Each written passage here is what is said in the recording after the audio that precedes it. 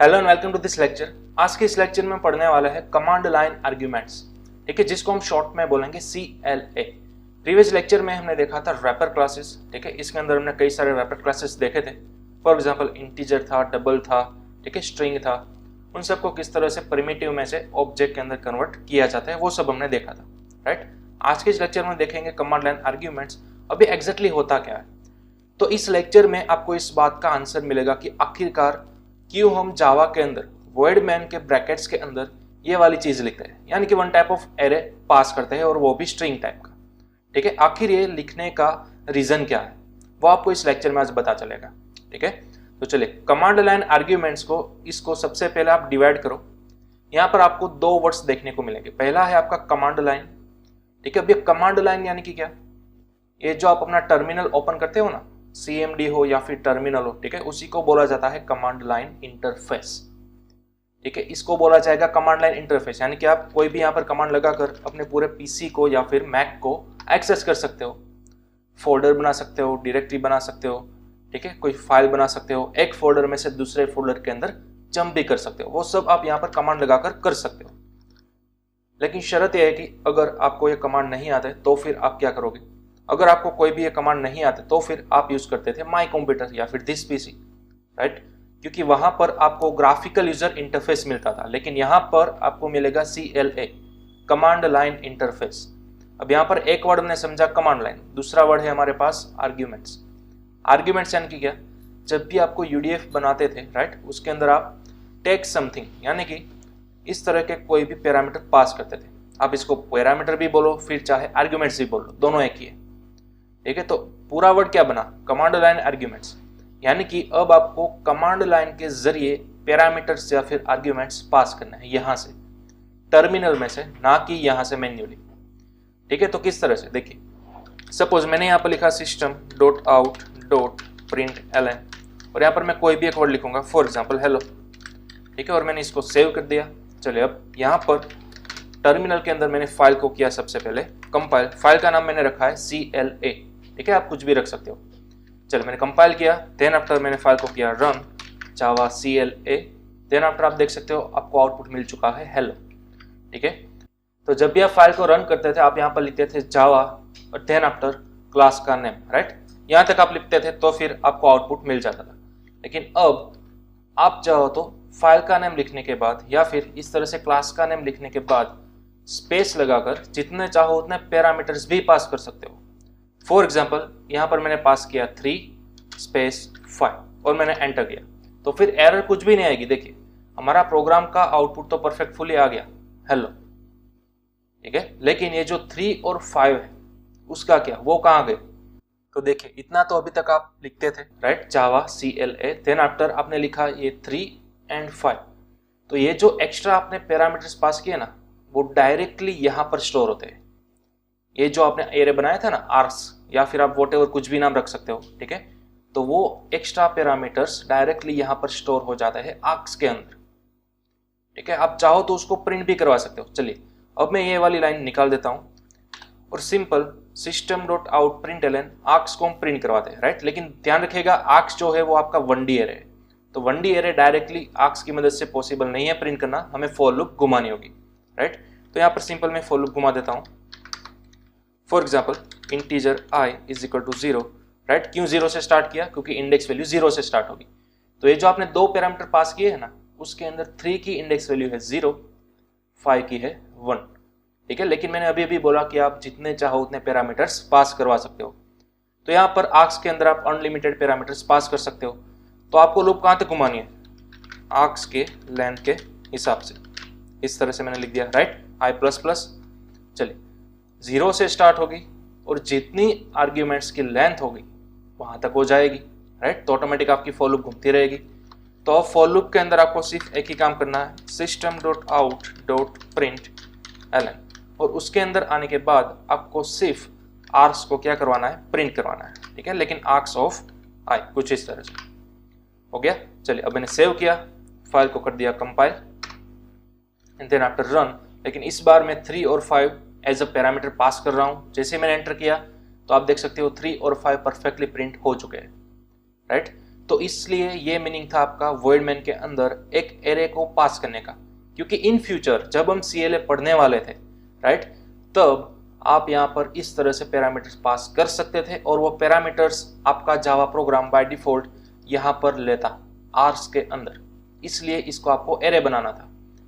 तो आप सोचोगे कि सर इसका डेटा टाइप हमें स्ट्रिंग क्यों रखा, क्या हम यहाँ पर इंटीजर नहीं रख सकते? नहीं, आप यहाँ पर इंटीजर नहीं रख सकते। क्यों? इसके पीछे भी एक रीजन है, क्योंकि यहाँ पर यूजर को थोड़ी ना मालूम है कि मुझे जावा फाइल को रन करने के बाद कौन से पैरामीटर पास करने हैं।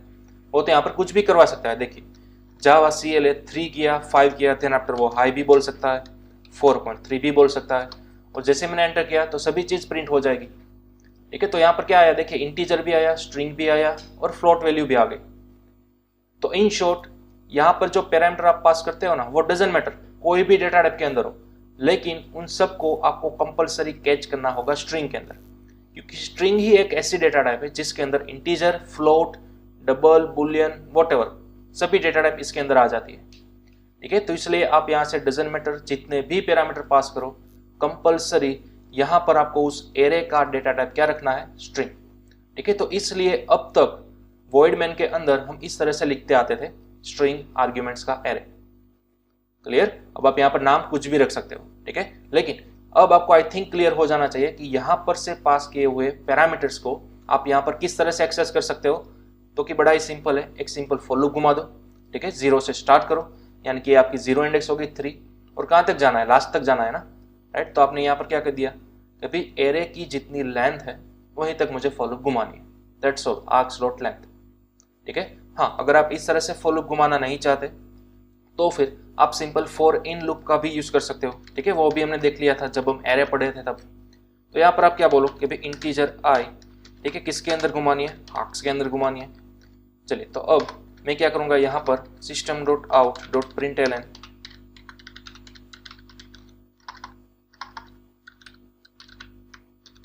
एंड देन आफ्टर यहाँ पर बीच में लिख देना है हमें आई। ठीक है, सिंपल। चलिए, सेव किया मैंने, अगेन कंपाइल। ओके, चलिए अब देखिए आप यहाँ पर आपको क्या मिल गया कि incompatible type string can not be converted to int. ठीक है, तो अब यहाँ पर क्या है, देखिए आपने फॉर लूप घुमाना चाहिए आर्क्स के अंदर, बट आर्क्स का डेटा टाइप है स्ट्रिंग, तो स्ट्रिंग का ईच एंड एवरी एलिमेंट यहाँ से रिट्राइव होगा और आई के अंदर जाएगा। ठीक है, इस तरह से फॉर इन लूप काम करती है, लेकिन आर्क्स का डेटा टाइप तो सभी स्ट्रिंग है, लेकिन आपने कैच किसके अंदर किया, इंटीजर के अंदर, तो इसलिए आपको यहाँ पर क्या लिखना होगा, स्ट्रिंग। ठीक है, ध्यान रखिएगा इसलिए मैंने यहाँ पर स्ट्रिंग लिखा हो, क्योंकि आर्क्स के अंदर मौजूद सभी एलिमेंट्स क्या थे, स्ट्रिंग डेटा टाइप के थे, राइट। तो जब भी आप फॉर लूप घुमाओगे आर्क्स वेरिएबल्स में से या फिर आर्क्स नाम के एरे में से कौन कौन से एलिमेंट्स रिट्राइव कराएंगे, स्ट्रिंग टाइप के, तो इसलिए आपको वेरिएबल का डेटा टाइप भी क्या लेना होगा, स्ट्रिंग लेना होगा, इसलिए आपको यहाँ पर इंटीजर में से कन्वर्ट करना होगा स्ट्रिंग के अंदर। ठीक है, तो इसलिए मैंने यहाँ पर स्ट्रिंग आई लिखा और अब मैंने यहाँ पर कर दिया प्रोग्राम को सेव। चलिए अगेन फाइल को करते हैं कंपाइल, देन आफ्टर हम अगेन करेंगे रन। तो अब देखिए आपको फिर से वही वाला पुराना आउटपुट देखने को मिल चुका है। ठीक है, तो ये बड़ा ही सिंपल लूप है, फॉर इन लूप। ठीक है, तो चलिए इसका भी आप स्क्रीनशॉट ले लो। इस तरह से भी आप ईच एंड एवरी एलिमेंट्स को प्रिंट करवा सकते हो जो कि आर्क्स के अंदर मौजूद है।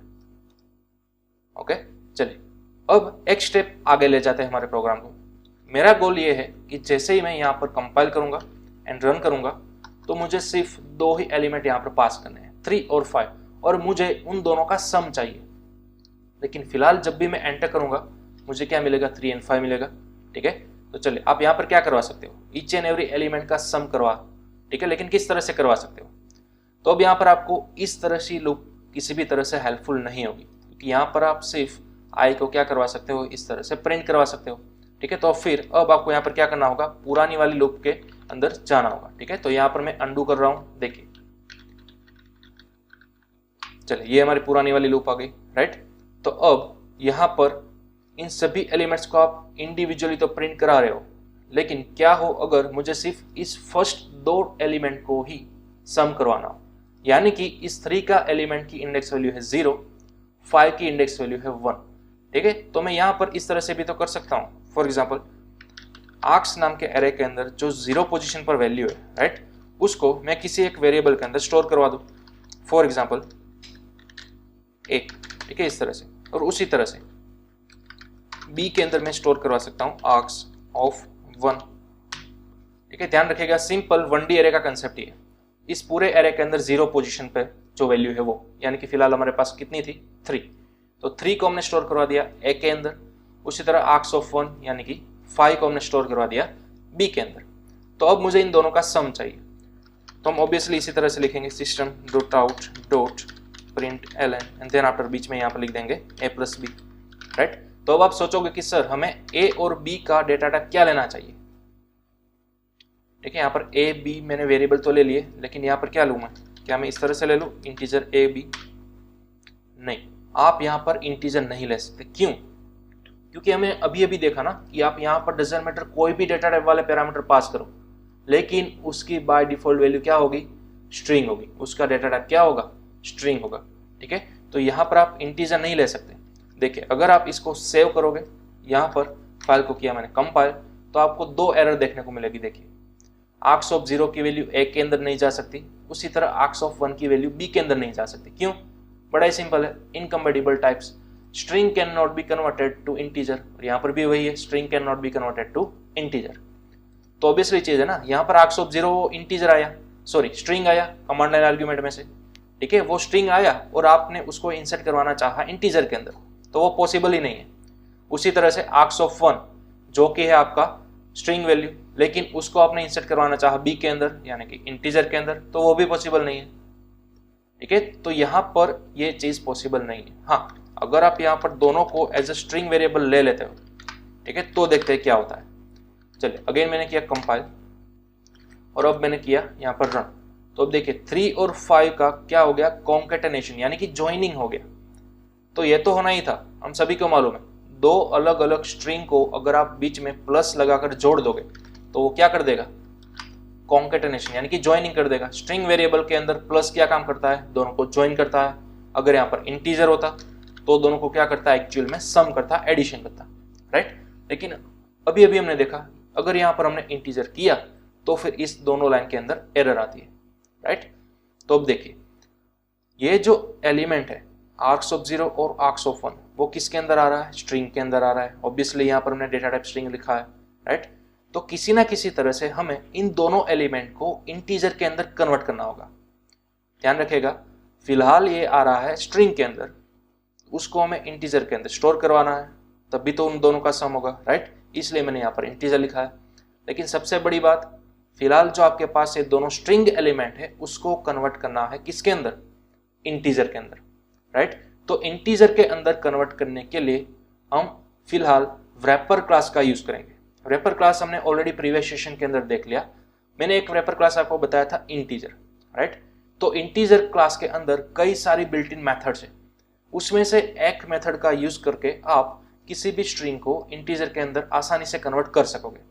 तो वो कौन सी मेथड है, देखिए उस मेथड का नाम है इंटीजर डॉट पार्स इंट। आपको सिंपल यहाँ पर लिखना है इंटीजर क्लास है, ठीक है, उसमें से आपको एक मेथड को कॉल करना है जिसका नाम है parse int and then after उसके ब्रैकेट्स के अंदर इसको पास कर देना है, दैट्स ऑल। ध्यान रखिएगा। चलिए मैं इसको कट कर लूंगा, ठीक है। ये आपकी मेथड है इंटीजर जो रैपर क्लास है बिल्ट इन, ठीक है, उसके अंदर एक मेथड है जिसको आपको डॉट लगाकर कॉल करना है। उस मेथड का नाम क्या है, पार्स इंट, ठीक है। प्रोग्रामेटिकली मे बी आप फर्स्ट टाइम में वर्ड सुनोगे पार्स, पार्स यानी कि बोला जाता है कन्वर्ट, ठीक है। एक डेटा टाइप में से दूसरी डेटा टाइप के अंदर कन्वर्ट करना, उसको प्रोग्रामेटिक बोला जाता है पार्सिंग करना, ठीक है, यानी कि पार्स। तो फिलहाल हम इंटीजर के अंदर पार्सिंग करना चाहते हैं किसका, आर्ग्यूमेंट्स ऑफ 0 का, क्योंकि आर्ग्यूमेंट्स ऑफ 0 का डेटा टाइप है स्ट्रिंग। तो अब ये वाली लाइन क्या करेगी, उसको परफेक्टली इंटीजर के अंदर कन्वर्ट कर देंगे, राइट। तो यही वाली लाइन मुझे अगेन लिखनी है यहाँ के लिए, ठीक है, आर्क्स ऑफ 1 के लिए। तो अब देखिए आर्क्स ऑफ 0 जो हमें स्ट्रिंग मिल रहा था ना, वो अब कन्वर्ट हो जाएगा इंटीजर के अंदर। देन आफ्टर आप बड़ी आसानी से ए के अंदर और रिस्पेक्टिवली बी के अंदर स्टोर करवा सकोगे, ठीक है। तो चलिए अब मैंने सेव किया, अगेन यहाँ पर मैंने फिर किया कंपाइल, देन रन। तो अब देखिए हमें परफेक्टली 3 और 5 दोनों का सम मिल चुका है 8, ठीक है। तो ध्यान दीजिएगा इन दोनों को आप इंटीजर के अंदर कन्वर्ट कर सकते हो किसकी मदद से, इंटीजर क्लास के अंदर मौजूद पार्स इंट मेथड की मदद से। क्लियर। चलिए अब इसके अंदर आपको एडवांटेज तो मिला, स्ट्रिंग को आपने इंटीजर के अंदर कन्वर्ट तो कर लिया, लेकिन ध्यान दीजिएगा यहाँ पर स्ट्रिंग के अंदर भी कोई न्यूमेरिक वैल्यू होगी तभी वो कन्वर्ट कर सकेगा। कैसे? मैंने यहाँ पर 3 और 5 लिखा, ठीक है। अब अगर आप इस तरह से लिखोगे, for example hi then after bye enter, तो फिर वो कन्वर्ट नहीं कर सकेगा, ठीक है। यहाँ पर आप देख सकते हो आपको एक्सेप्शन एरर मिल चुकी है, right, for input string high, ठीक है, नंबर फॉर्मेट एक्सेप्शन। तो इस तरह से आपके पास यहाँ पर कोई न्यूमेरिक वैल्यू ही होनी चाहिए। हाँ, ये डेफिनेटली एक स्ट्रिंग वैल्यू है 3 और 5, लेकिन स्ट्रिंग के अंदर भी न्यूमेरिक वैल्यू होगी तभी आपका इंटीजर क्लास पार्सेंट की मदद से उसको इंटीजर के अंदर कन्वर्ट कर पाएगा। अगर वो इंटीजर के अंदर कन्वर्ट नहीं कर सकेगा, कब? जब आप यहाँ पर स्ट्रिंग वैल्यू पास करोगे तब, ठीक है। तो एक चीज ध्यान में रखनी है। चलिए 4.2 और दूसरी वैल्यू में पास कर रहा हूँ 6.8, तो क्या ये पार्स कर सकेगा इंटीजर के अंदर? चलिए ट्राई करते हैं। एंटर किया मैंने, तो देखिए फिर भी 4.2 को वो पार्स नहीं कर सकता, ठीक है। तो स्ट्रिंग के अंदर कंपल्सरी इस तरह से न्यूमेरिक वैल्यू होगी, ठीक है, विथआउट पॉइंट, तभी आपका पार्स इंट काम करेगा, अदरवाइज वो काम नहीं कर सकेगा, ठीक है। तो इसकी आपको खास ध्यान में लेना है। ओके, चलिए अब इसको स्क्रीनशॉट ले लो, नोट डाउन कर लो इस चीज को। ओके, चलिए अब मैं आपको इसी तरह से डबल का दिखा देता हूँ, ठीक है। हमारे पास एक और क्लास डबल, और इसके अंदर आपकी मेथड आती है पार्स डबल, ठीक है। इस तरह से हम यहाँ पर भी पास कर देते हैं। डबल भी क्या है? One type of wrapper class ही है। तो उस रैपर क्लास के अंदर भी पार्स डबल नाम की एक मेथड है, जो कि नाम पर से हमें मालूम चल रहा है क्या करती होगी, किसी भी वैल्यू को डबल के अंदर कन्वर्ट करती होगी, ठीक है। तो चलिए इसको मैं सेव करूंगा। यहाँ पर अगेन मैंने किया कंपाइल। ओके, चलिए अब कंपाइल करने के बाद आपको क्या मिला? Possibly logic converter from double two integer, ठीक है। तो देखिए यहाँ पर क्यों आया? क्योंकि हमने यहाँ पर डबल डेटा टाइप ली, लेकिन आप लेफ्ट साइड कन्वर्ट किसके अंदर करवा रहे हो या फिर सेव किसके अंदर करवा रहे हो? इंटीजर के अंदर, ठीक है। तो यहाँ पर हमें लिखना होगा डबल डेटा टाइप। चलिए तो मैंने सेव किया, अगेन मैंने किया कंपाइल। चलिए कंपाइल हो गया, अब मैंने किया रन, तो अब आपको परफेक्टली डबल वैल्यू भी मिल चुकी है, ठीक है। इस तरह से इन दोनों का सम भी मिल चुका है। तो इस तरह से integer dot parse int, double dot parse double, इसी तरह से फ्लोट डॉट पार्स फ्लोट, जैसी कई सारी आपके पास मेथड है। जितने भी रैपर क्लास है ना, उसके अंदर इस तरह से पार्स वाली मेथड बिल्ट इन अवेलेबल है, ठीक है। आप ऑन योर ओन उसको एक्सप्लोर कर सकते हो, जैसे जैसे आपको नीड पड़ती जाएंगी वैसे वैसे। ओके, फिलहाल मैं यहाँ पर लिख रहा हूँ इंटीजर डॉट पार्स इंट, ठीक है। ये जो हमारी पुरानी वाली मेथड थी वही, ठीक है। तो ये था आपका रैपर क्लास का यूज इन CLA। ओके, चलिए अब एक और लास्ट चीज मैं आपको बता देना चाहता हूँ। फॉर एग्जाम्पल, चलिए ये सभी चीज मैं यहाँ पर मिटा देता हूँ। सिंपल मैं फॉर इन लूप घुमा रहा हूँ, string each and every element, ठीक है, मैं रिट्राई करूंगा आर्क्स नाम के एरे में से, एंड देन आफ्टर मैं उसको क्या करवा दूंगा? Print system dot out dot print hello, then after मैंने प्रिंट करा दिया हाय। चलिए सेव किया, अगेन यहाँ पर फाइल को किया कंपाइल, देन आफ्टर उसको रन किया, ठीक है। अब आप यहाँ पर कोई भी वैल्यू पास कर सकते हो। चलिए आ गया सभी आउटपुट, ठीक है। सपोज मैंने यहाँ पर only and only numeric value ही पास की थी,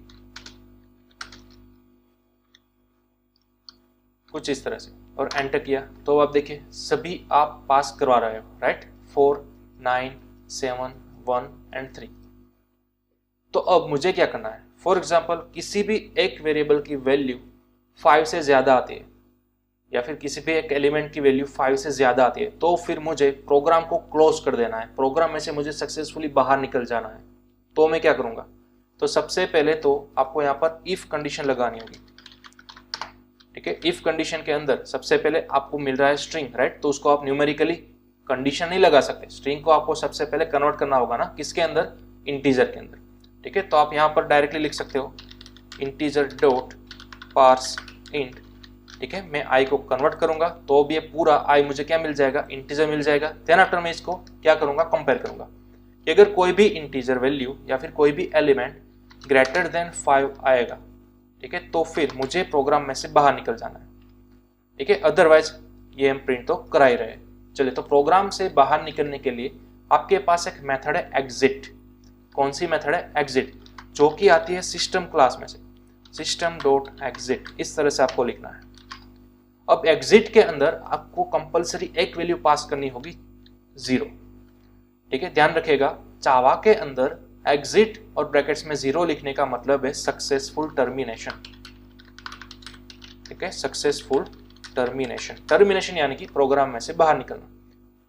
सिस्टम डॉट एग्जिट 0 आपने प्रोग्रामेटिव फोर्सफुली कहा कि ये मेरा प्रोग्राम पूरा रन हो रहा था, मेरी फॉर लूप घूम रही थी, लेकिन जब भी किसी एक एलिमेंट की वैल्यू 5 से ज्यादा हो जाती है तो मुझे पूरा प्रोग्राम टर्मिनेट कर देना है, क्लोज कर देना है। अब मुझे फॉर लूप नहीं घुमानी। तो आपने फोर्सफुली प्रोग्राम को क्या बोला कि अब तुम्हें प्रोग्राम को टर्मिनेट कर देना है। ठीक है, तो सक्सेसफुल टर्मिनेशन करना होगा आपको। तो सक्सेसफुल टर्मिनेशन करने के लिए ही आपको ब्रैकेट्स में लिखना होगा 0। ठीक है, 0 के अलावा आप कोई भी नंबर दे सकते हो। फॉर एग्जाम्पल इसी वाली लाइन को मैं कॉपी करूंगा और यहाँ पर रीयूज करूंगा। अगर आप यहाँ पर पास करते हो +1, ठीक है, तो फिर ये बोला जाएगा अनसक्सेसफुल टर्मिनेशन। अगर आप पास करते हो -1 तो भी ये बोला जाएगा अनसक्सेसफुल टर्मिनेशन। ठीक है, तो इन शॉर्ट 0 ही आपका सक्सेसफुल टर्मिनेशन इंडिकेट करेगा। +1, -1, -2, +2 वॉटेवर कोई भी नंबर ले लो, वो सभी आपका अनसक्सेसफुल टर्मिनेशन डिक्लेयर करेंगे। ठीक है, तो ये चीज आपको नोट डाउन कर लेनी है। चलिए सबसे पहले आप इसका स्क्रीनशॉट ले लो। ठीक है, सिस्टम डॉट एग्जिट ऑफ 0 यानी कि सक्सेसफुल टर्मिनेशन। ओके, चलिए अब मैं फाइल को करूंगा यहाँ पर कंपाइल। चलिए अब मैंने फाइल को कंपाइल किया, अब किया मैंने रन। तो अब देखिए लेफ्ट टू राइट वो स्कैन कर रहा था, राइट। 4 जो है वो 5 से छोटा था तो इसलिए वो प्रिंट हो गया, लेकिन 9 5 से बड़ा हो गया, तो हमारी कंडीशन हो गई ट्रू। जैसे ही कंडीशन ट्रू हुई सिस्टम डॉट एग्जिट 0 चल गया, यानी कि आपका प्रोग्राम सक्सेसफुल टर्मिनेट हो गया। ठीक है, तो ये परफेक्टली काम कर रहा है। चलिए अब यहाँ पर सिस्टम डॉट एग्जिट को मैं कमेंट कर देता हूँ और एग्जिट 1 में लगाता हूँ। ठीक है, देखते हैं अब क्या होता है। चलिए फाइल को अगेन करना होगा कंपाइल, देन आफ्टर रन।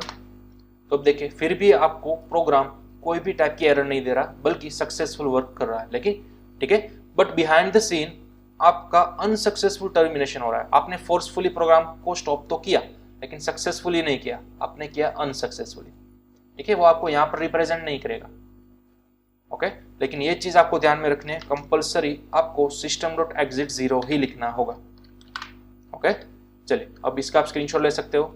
तो ये हमारी लास्ट चीज थी कि आपको अगर प्रोग्रामेटिकली यहाँ से बाहर निकलना है, यानी कि प्रोग्राम में से बाहर निकलना है, तो फिर आपको क्या यूज करना होगा, सिस्टम क्लास के अंदर मौजूद एग्जिट मेथड और ब्रैकेट्स के अंदर पास करना होगा 0। ठीक है, आप कोई भी प्रोग्राम के अंदर इसको बड़ी आसानी से यूज कर सकते हो। क्लियर? तो चलिए ये था हमारा simple command line arguments CLA। ठीक है, अब यहाँ पर हमारा चैप्टर नंबर 5 होता है फिनिश। तो अब हम नेक्स्ट सेशन के अंदर नए टॉपिक के साथ मिलेंगे, लेकिन तब तक मैं आपको कुछ होमवर्क प्रोवाइड कर रहा हूँ CLA के रिगार्डिंग। ठीक है, वो होमवर्क आपको सक्सेसफुली प्रोवाइड करना है मुझे। चलिए यहाँ पर मल्टी लाइन कमेंट के अंदर मैं कुछ प्रोग्राम्स लिखता हूँ। For example write a program to create an 1D array from CLA। आपको सिंपल एक 1D एरे क्रिएट करना है CLA में से, यानी कि आप यहाँ पर जितने चाहो उतने पैरामीटर्स पास कर दो, लेकिन उन सभी को एक एरे के अंदर सेव करवा दो एंड देन आफ्टर उस एरे को प्रिंट करवा दो। तो आप बोलोगे कि सर ये जो हम पास कर रहे हैं वो ऑलरेडी एक एरे को अंदर तो है ही, राइट। अगेन आप ऑलरेडी यहाँ पर जो पास कर रहे हो ना, वो कहाँ पर आ रहा है, एक एरे के अंदर ही तो आ रहा है।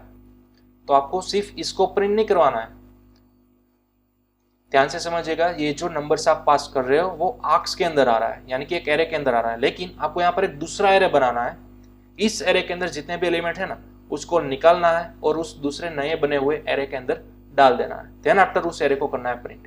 ठीक है, तो इस तरह का आपको परफॉर्म यहाँ पर करना होगा। चलिए then after write a program to create a 2D array from CLA। आपको 2D एरे बनाना है और इन दोनों एरे का डेटा टाइप आपको इंटीजर ही रखना है। ठीक है, 2D एरे के अंदर आप बना सकते हो 3x3 का एरे। ठीक है, तो फिर यहाँ पर 3x3 यानी कि 9 एलिमेंट्स आपको चाहिए होंगे। ठीक है, तो फिर यहाँ पर आपको क्या करना है, जावा CLA लिखने के बाद इस तरह से अलग अलग 9 एलिमेंट्स यहाँ पर पास करने हैं। 9 एलिमेंट्स आपको यहाँ पर मिल गए। ठीक है, तो फिर प्रोग्राम के अंदर आपको किसके अंदर मिलेंगे, आर्क्स के अंदर मिलेंगे। तो फिर आपको नया इंटीजर एरे बनाना होगा 2D एरे। तो किसी ना किसी तरह से आपको आर्क्स के अंदर मौजूद 9 एलिमेंट्स को उठाना है और उस 2D एरे के अंदर प्रिंट करवा देना है, डाल देना है। ठीक है। और फिर जब भी आप इस 2D एरे को प्रिंट करवाओगे ना, तो फिर आपको 3x3 मैट्रिक्स फॉर्मेट के अंदर प्रिंट करवाना है, ध्यान दीजिएगा। ओके, जैसा कि हमने सेम 2D एरे वाले लेक्चर के अंदर किया था उसी तरह।